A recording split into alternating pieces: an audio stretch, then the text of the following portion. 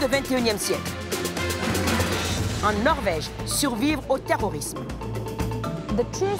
La vérité, c'est que j'ai choisi comment je voulais mourir. Noyade, par balle. Tirer les enseignements et aider les victimes. Au nord-est du Nigeria, des millions de personnes sont déplacées par l'extrémisme violent. Quelle que soit ma souffrance, je veux que mes enfants reçoivent une éducation.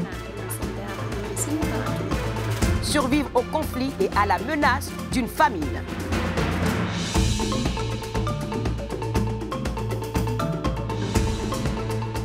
Bonjour et bienvenue dans le XXIe siècle. Je suis Angélique Kidjo et je suis ravie de vous accueillir pour un nouvel épisode. Les attentats terroristes font la une des journaux partout dans le monde. Mais qu'arrive-t-il aux victimes et survivants une fois les médias repartis? Partons en Norvège.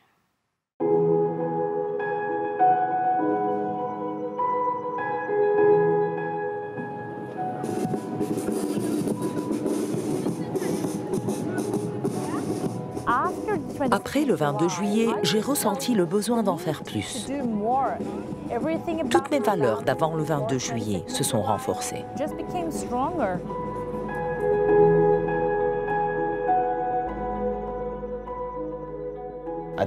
J'y pense indirectement ou directement toutes les heures, parce que ça fait partie de moi.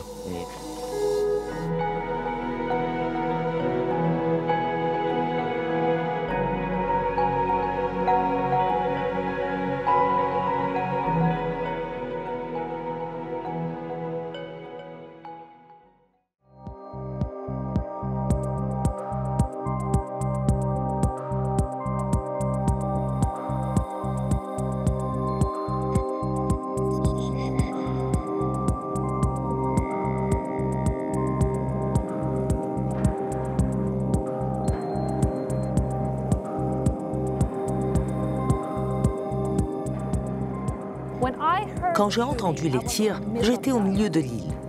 Et on a entendu un bruit comme un feu d'artifice. On se dirigeait vers le port quand j'ai vu des jeunes du groupe pointer du doigt pour dire « Courez, courez, courez !» J'ai entendu Gunnar dire à un autre ami « C'était un Glock. » Boum, boum. Et les secondes qui ont suivi étaient les plus longues de ma vie. Parce que je regarde droit dans les yeux de mon ami. Et des gens avec du sang sur la figure traversent le camp en courant et crient « Il nous tire dessus !» Et ensuite, c'est l'apocalypse. Tout ce qui m'importe, c'est mon frère. Essayez de le rassurer.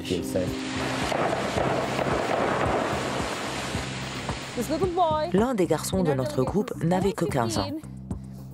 Il a commencé à nager et disait « Il faut nager !» Et je ne voulais pas le laisser nager seul. La vérité, c'est que j'ai choisi comment je voulais mourir.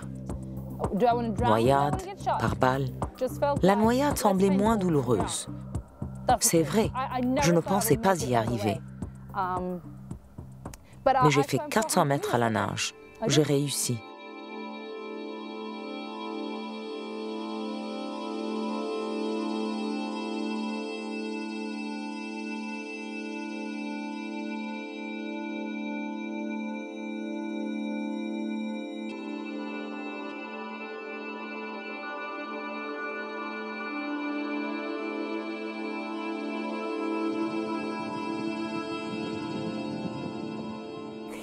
Il nageait en arrière pour voir Breivik. Moi, je ne le voyais pas, mais je l'entendais. Il m'a dit, si on me tire dessus, il faut continuer à nager. Et je me disais, pourquoi tu dis ça? À 10 mètres du bord, Breivik était juste derrière moi. Et si j'ai survécu, c'est parce qu'il était là, à tirer sur les gosses, sur les rochers. On a eu le temps de fuir parce qu'il tuait quelqu'un d'autre.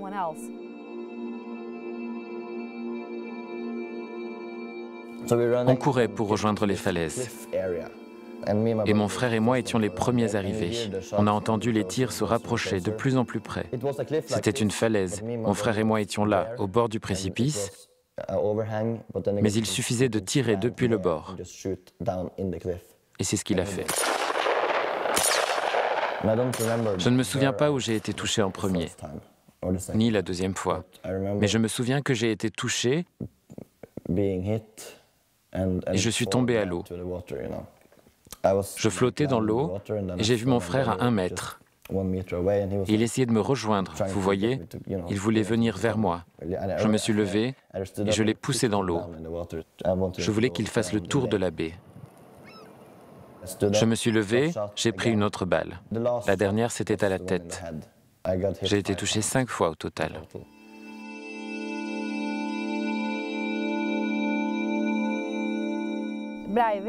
Breivik trouvait que la société multiculturelle détruisait la Norvège et la culture norvégienne. Mais la culture évolue sans cesse. Et le Parti travailliste et les jeunes travaillistes y ont toujours cru que la culture se construit ensemble.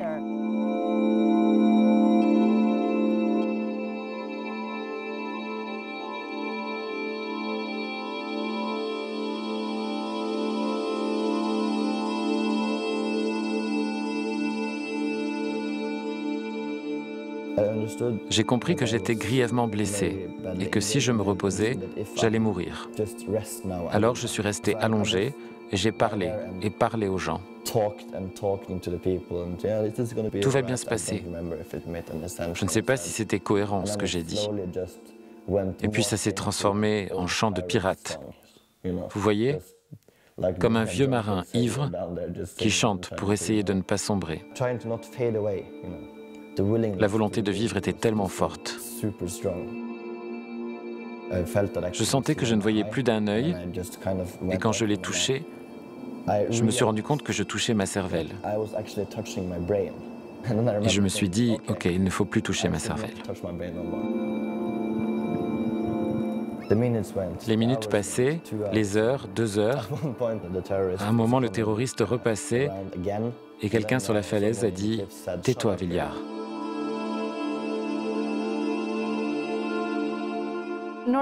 La Norvège a un excellent système de santé, alors l'aspect médical a été bien géré.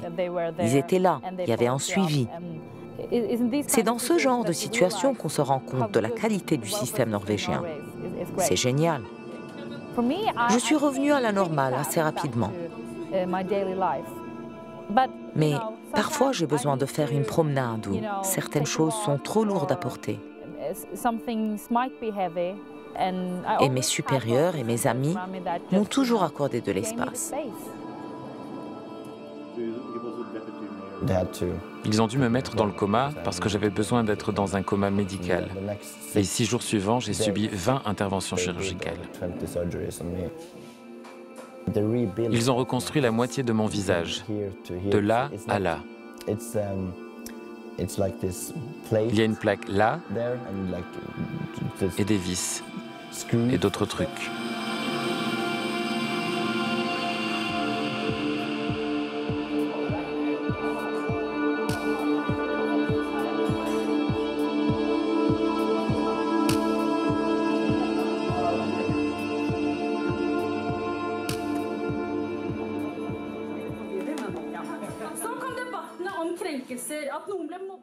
Je suis le maire adjoint d'Oslo. Je crois profondément en la liberté d'expression. Et mon travail ici à Oslo est de créer une société où les gens, à tout moment, peuvent être confrontés à la différence, pour qu'ils puissent évoluer avec les informations qu'ils reçoivent. Et c'est ce qu'il n'a pas pu faire. Alors je ne suis pas en colère contre lui. Je le plains, vraiment. Quand le procès a commencé au printemps 2012, j'étais souvent là et les gens me disaient « Pourquoi vous perdez votre temps ?»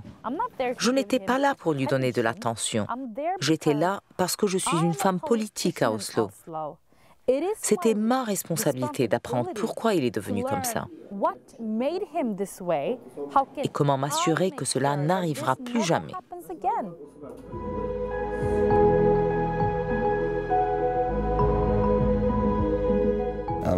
J'ai 23 ans et j'étudie le droit ici, à Tromsø, ma ville natale. Je suis enthousiaste de pouvoir étudier et passer des examens. J'en suis ravi en fait.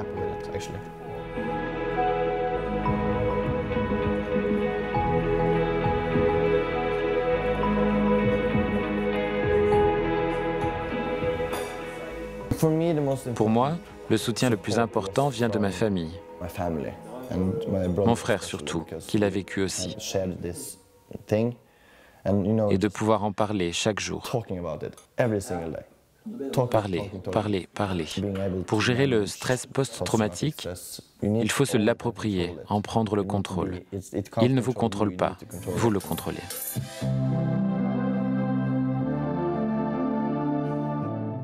J'ai essayé la première année de vivre exactement comme avant. Je vais reprendre ma vie, faire les mêmes choses, ça ne me changera pas. Mais il faut accepter que certaines choses changent.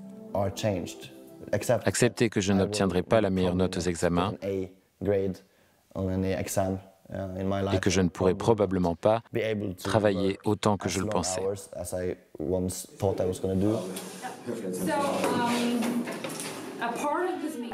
Une semaine après mon élection au poste de maire adjoint, j'ai donné une interview à un grand journal norvégien. J'ai dit que je ne mettrais pas Breivik en prison. J'ai dit que je le ferais travailler pour les immigrants, pour lui montrer que la société multiculturelle n'est une menace ni pour lui, ni pour personne.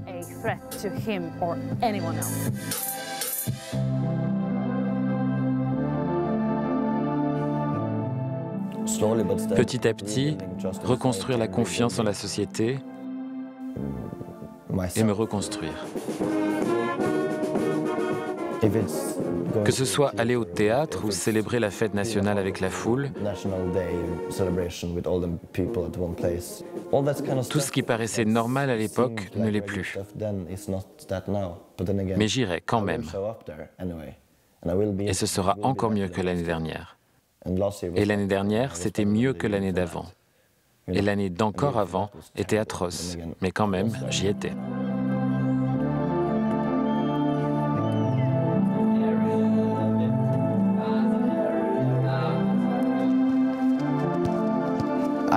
Je ne devrais probablement pas jouer au foot. Mon bras va mal. Et j'ai encore des débris de balles dans la tête. Je ne devrais pas jouer au foot, c'est mauvais. Mais pour moi, c'est un symbole. Je ne devrais pas, mais je le fais parce que c'est ma vie, c'est mon choix.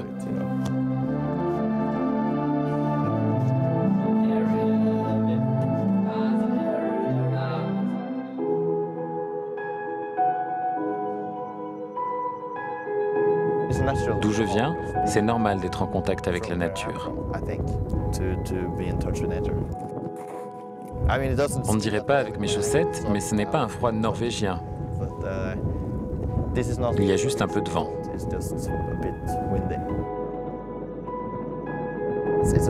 C'est un endroit parfait pour les rendez-vous.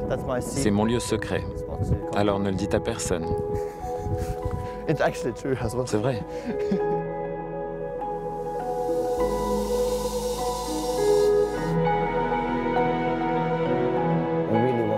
Je veux vraiment laisser une trace, marquer les esprits. Mon rêve est de créer un environnement, ici ou ailleurs, qui soit meilleur pour les gens. Ça fait presque 6 ans, et beaucoup l'ont déjà oublié.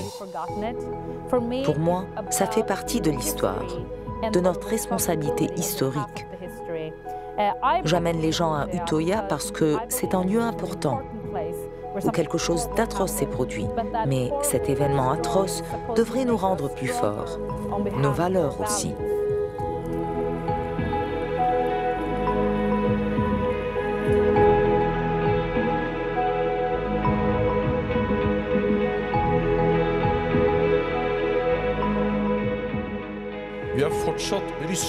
Nous sommes encore choqués par ce qui s'est produit, mais nous n'abandonnerons jamais nos valeurs. À cela, notre réponse, c'est plus de démocratie, plus d'ouverture et plus d'humanité.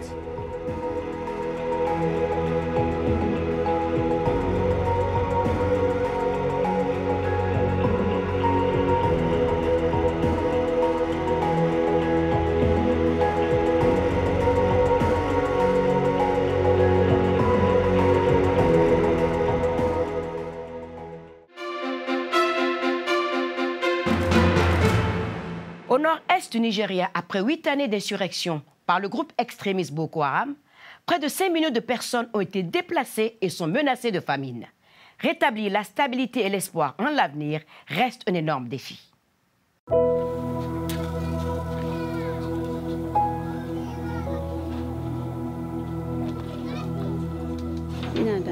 Avant, je vivais à Goza avec mon mari et mes enfants.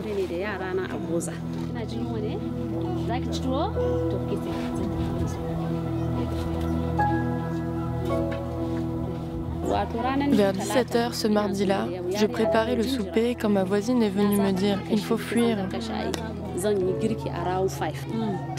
Sur la route, il y avait plein de véhicules remplis de gens. Je pensais que les militaires venaient. J'ai vu des motos arborer le drapeau noir et j'ai su que ce n'était pas l'armée. J'ai dit à mes filles de fuir avec moi. Mon mari avait déjà prévenu les garçons. Boko Haram cherchait mon mari. Ils l'ont trouvé et tué, d'une balle dans la tête. Le jeudi, j'ai creusé sa tombe et je l'ai enterrée moi-même. Puis, après 40 jours de deuil, je suis sortie de l'isolement avec mes enfants et on a commencé à marcher.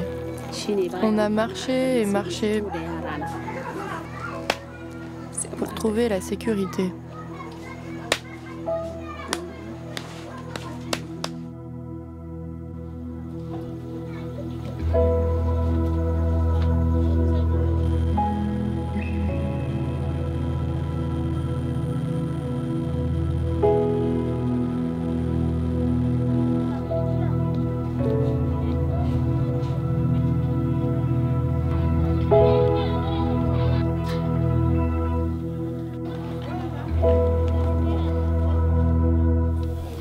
Ingénieur.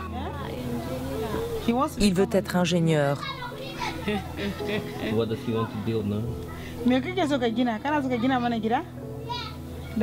veut bâtir une maison. Il veut bâtir une maison pour sa mère. Médecin. Médecin. Je veux être docteur en médecine. Mon seul espoir, mon ambition, c'est l'éducation de mes enfants. Dieu nous a sauvés. Quelle que soit ma souffrance, je veux que mes enfants reçoivent une éducation. Le Nigeria n'est pas un État en déroute ou défaillant, c'est un État fort, mais qui vit une crise humanitaire, une vraie crise. Si ces zones sont largement accessibles, il reste encore des poches de résistance un peu partout.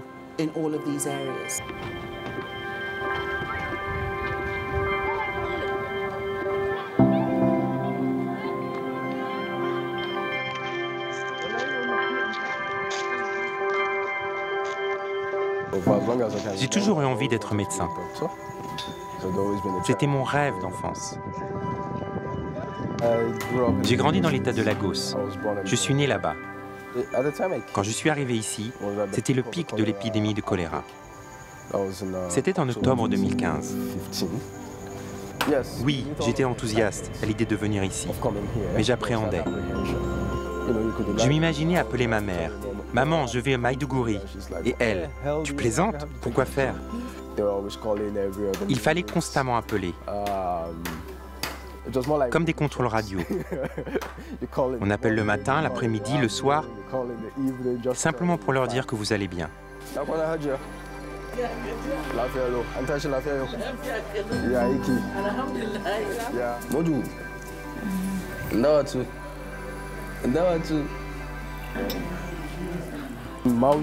La malnutrition sera responsable de beaucoup de morts à court terme. Mais à long terme, elle sera responsable du sous-développement, car il y aura beaucoup de jeunes déficients et tout le pays a besoin d'une jeunesse vibrante pour se développer.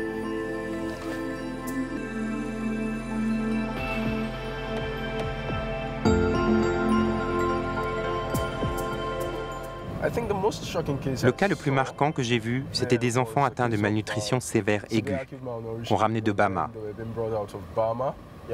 Ils étaient en très très mauvaises conditions, terribles. Il est parfois difficile d'imaginer qu'il existe des enfants mal nourris au Nigeria. Mais au nord-est, c'est une zone aride.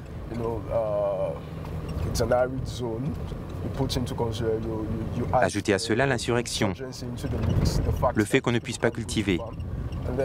Et oui, vous voyez des cas très sévères de malnutrition.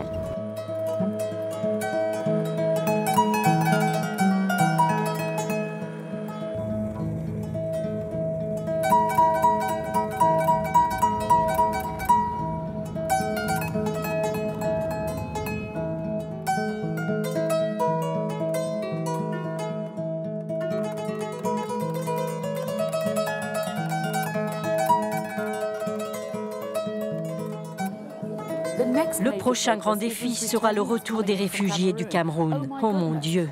Dans les prochains mois, nous attendons environ 100 000 personnes.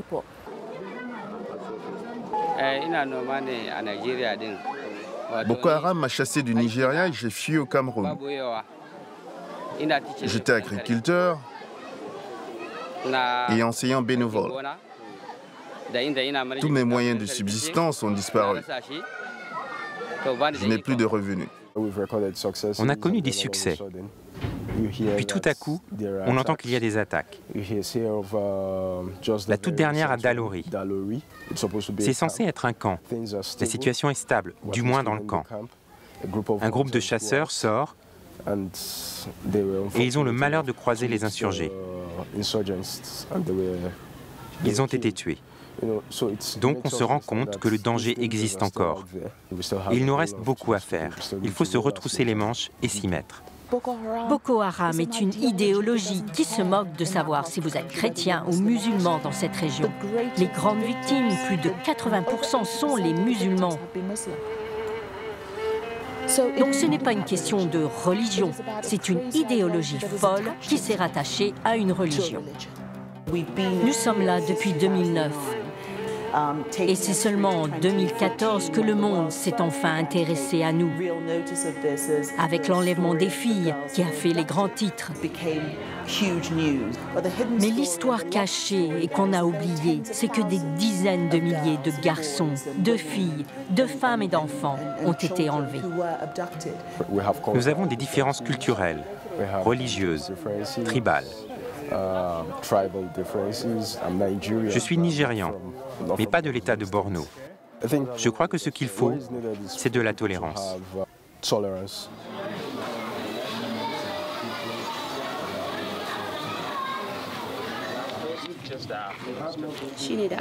Progressivement, l'UNICEF est arrivé pour emmener les enfants à l'école.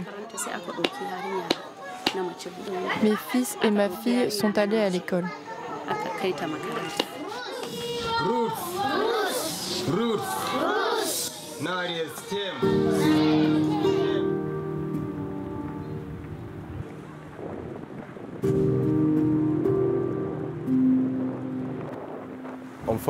Malheureusement, il y a 15 jours, nous avons connu des vents violents qui ont emporté les tentes.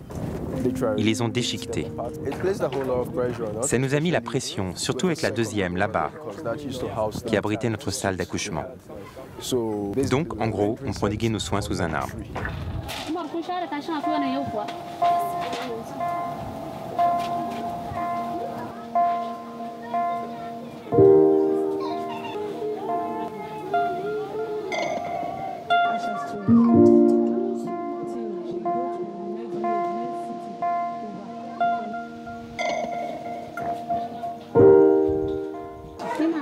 J'élève une chèvre pour vivre.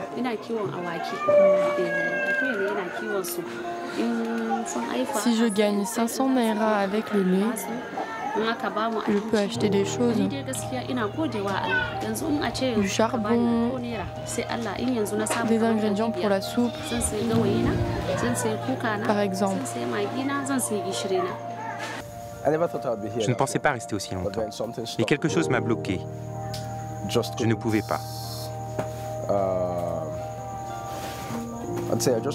Je ne pouvais pas partir en sachant qu'il y a tant d'endroits où notre impact se fait sentir. D'une certaine manière, la compassion vous incite à rester. Quand mes enfants voient que je m'inquiète, ils me disent « Un jour ce sera fini, un jour nos esprits seront en paix, nous reprendrons nos vies. Ne t'inquiète pas, l'avenir est radieux. »